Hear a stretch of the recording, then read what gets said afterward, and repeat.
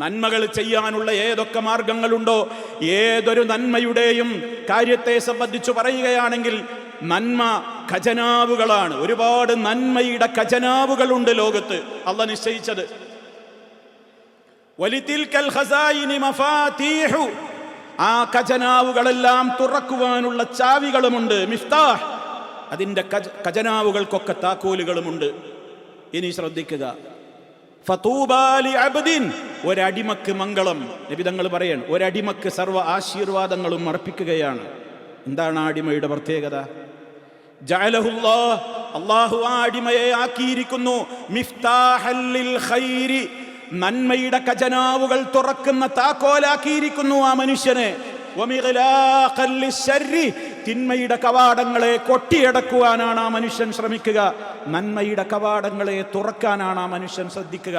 അങ്ങനെയുള്ളവർ മഹാഭാഗ്യവാന്മാർ. സമൂഹത്തിൽ നന്മയുടെ കവാടങ്ങൾക്ക് തുടക്കം കുറിക്കുന്നവരുണ്ട്, അത് തുറന്നു കൊടുക്കുന്നവരുണ്ട്. തിന്മയുടെ ഡോറുകൾ തുടക്കം കുറിച്ചുകൊണ്ട് തിന്മയുടെ നേതൃനിരയിലേക്ക് വരുന്ന ആളുകളുണ്ട്.